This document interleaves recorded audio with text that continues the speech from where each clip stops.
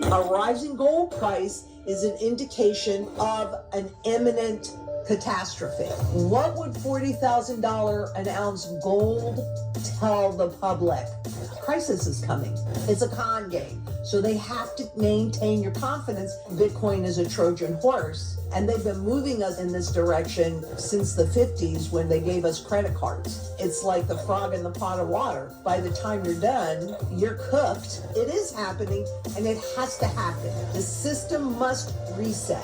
It doesn't matter how much of this you have. It matters what you can convert it into. There are over 4,800 currencies that have gone to zero because governments cannot help but keep doing this. And they are getting into position to weather this storm. World War III is already happening. This is a house of cards, and it is in the process of collapsing right now. You're going to see an economic crash the likes of which we've never seen.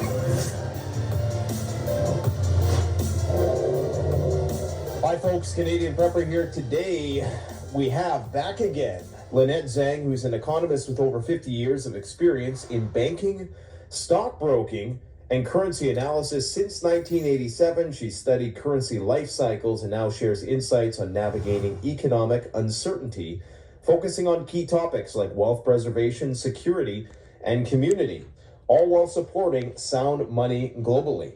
Now, the last time we had Lynette on, I think the price of gold was around $1,850, maybe $1,900. And here we are about a year and a half later, and we are now looking at gold, which is 50% higher than it was. Can you tell us your thoughts on everything that might be fueling this rush into the gold markets? Well, first of all, you did bring up the fact that I've been studying currency life cycles since 1987. And so there is not even one teeny weeny doubt in my mind that the system actually died in 2008 and we're transitioning into a new system. But at the moment, what we've got, and more than likely for the next 4 years, is a whole lot of market uncertainty. Because there's, as they like to say, there's a new sheriff in town, but, President Trump, the way that he negotiates is by going in and changing things and dictating big things that are going to happen. And then that throws everything off. And so what you're seeing is a rush to safety in the true one, the only flight to safety asset that runs, the only financial asset that actually runs no counterparty risk. Don't you mean, aren't you talking about this right here? No, I have one of those, though. I want you to think that that's actually... I thought this is real money, isn't it? No. This is a Trojan horse to get people used to having a digital currency, a full surveillance currency. This is sound money. And, here's a big difference, right? Where is this Bitcoin, which, by the way, is not really gold, but they want you to think of it like gold. So that's the color of it. All the cryptocurrencies. What color are they? Gold, silver, or platinum? Because that's the way they want you to think about them. But it's used in one place. And actually, it's used as a risk-on asset. This real solid gold is used in every single sector of the global economy. So it has the broadest base of functionality and the broadest base of demand. This has been tested thousands of years. This test is coming up. Well, I always say that gold is actually used in the computer chips that Bitcoin is printed on.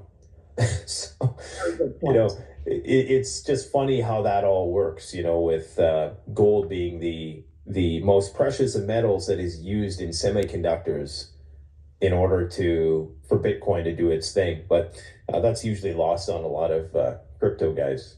Well, the interesting part about it, though, is that like diamonds, they've figured out how to make lab-grown diamonds, right? But they've never figured out how to create the same exact attributes of both gold and silver in a lab.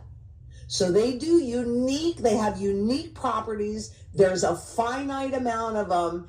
And I mean, it's much easier to get cooperation. They can't force us into using a digital currency, but they can inspire us to use it and get comfortable with it. And then it's like the frog in the pot of water. By the time you're done, you're cooked and there's nothing you can do.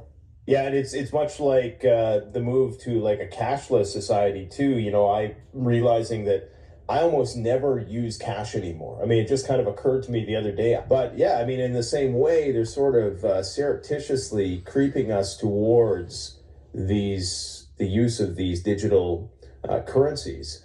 Well, what is your take on gold? What is causing this increase in the price of gold? Is it tariffs? Is it the repatriation? Is it shortages? What is it? It's all of the above, but I'd say primarily it's uncertainty in the markets because markets need certainty.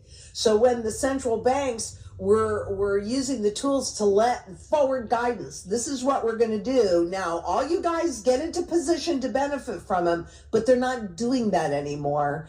And so there's a lot of uncertainty, but what is actually happening that in all the years that I have been in this business, and that's on some level, as you indicated before, it's actually probably about 60 years. I've never seen this where we have that clash finally between the physical gold markets, of which there is a finite amount, and the digital gold markets, the derivative markets which is primarily in the US. And now there is usually those markets are just about trading because everything's been turned into a trade, right? But there are some large entities that are demanding physical delivery from those paper contracts. And the level of collision that I'm seeing, I mean, Bank of England is sending over to the US, that's repatriating their gold that they're holding for other central banks. What happens if those central banks want their gold back? It's a run on the banks, but for gold, essentially. Exactly. So when you ask what's happening, yes, there's a lot of geopolitical uncertainty around the world. I mean, seriously, around the world, take your pick where.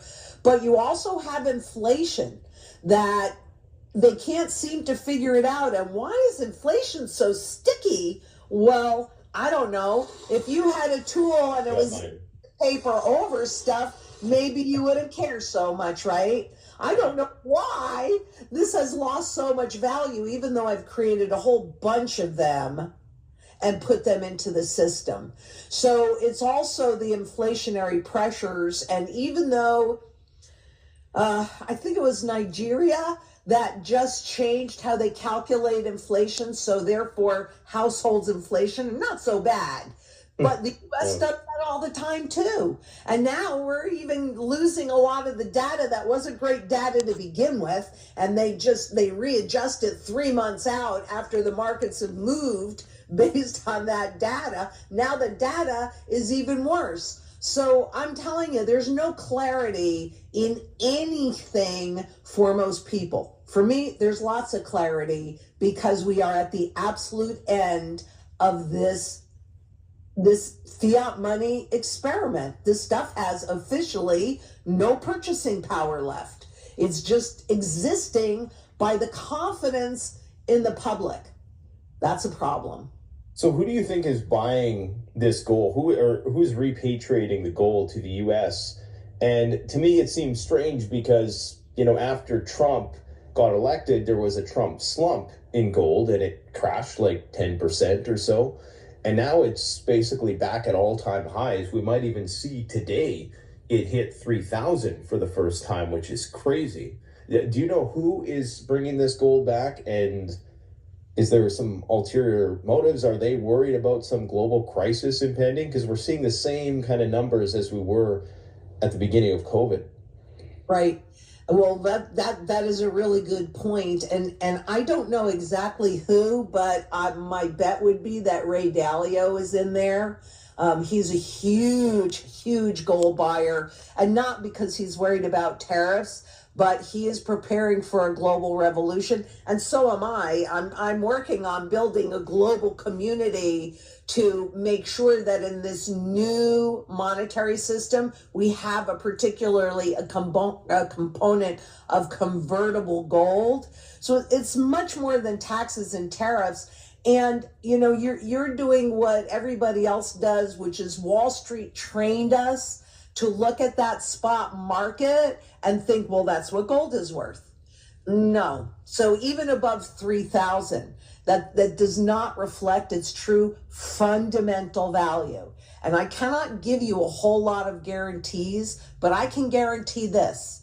At some point, all assets, all instruments move to their fundamental value. So how do you know what that is? Because if you don't know what that is, then how do you know whether it's undervalued and you should buy it, fairly valued and you should hold it, or overvalued and you should liquidate it? How do you know that? The only way you really know is to determine what the true fundamental value is. The Federal Reserve very nicely tells us what the fundamental value of this stuff is, and this is true around the world, because if you look on their purchasing power chart at the Fred, F-R-E-D, everybody can access it in the search bar. Just put purchasing power of the consumer dollar, and then look on that left axis, and down at the bottom where it started out as 1,000 and moved some decimals, so there's your dollar, it's a big fat zero. And in fact, there are over 4,800 currencies that have gone to zero because governments cannot help but keep doing this, right? Central banks and governments cannot help but doing that. So how do you get that for gold? Well, actually, it's very simple. This is fiat money. This is sound money. They're both money, but they're the flip side of the coin, right? How is this money created in our system? Debt. They create debt, they create money. So if you want to know what the true fundamental value of an ounce of gold is, you simply take all of the debt that's ever been created. I do it globally because this is a global issue. And the last time I checked, it was like $313 trillion in debt that had been created. And we're not even talking about the derivative bets on top of that. But just go with that for a minute. There's an unlimited amount of debt that can be grown, but there is a finite amount of gold. So you just divide the debt by all the gold that exists in the whole world, because gold is indestructible. And the Department of the Interior of the U.S. runs a study on an annual basis of how much gold and how much silver is above ground, so has already been mined, and is in ground, so is yet to be mined. And so if you simply divide the amount of gold that exists by the amount, or the amount of debt that exists by the amount of gold that exists, that gives you somewhere north of $40,000 an ounce. But people put value in this. So when they create that spot market, this is actually why they created the spot gold market, was to manage how you think about gold. And a rising gold price is an indication of a failing currency, but more importantly, a rising gold price is an indication of an imminent catastrophe. And so when you're watching the gold prices rise and you're saying why, the answer is that there is an imminent crisis, and I can't tell you exactly the moment, but why would somebody like Ray Dalio or somebody up at that level, because those are the ones that can afford to take delivery of 500 ounces of gold at spot, right? Those people are